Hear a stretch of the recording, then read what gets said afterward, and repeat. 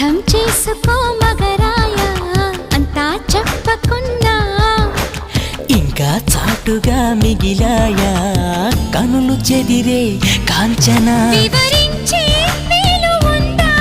వేధించే వయసు యాతన కలహించే వీలు కోరిందా కసిరే కైపు కామనా నొప్పంటూ భయపడతానా తీపి గాయాలు చేస్తున్నా నిప్పంటిన సరసన ఆపసోపాల తాపాలు చల్లార్చనా ఎలుకో నాయక రాసి చానా ఇలాగా ఎలకు బాలిక దూసుకొచ్చావే ఇలాగా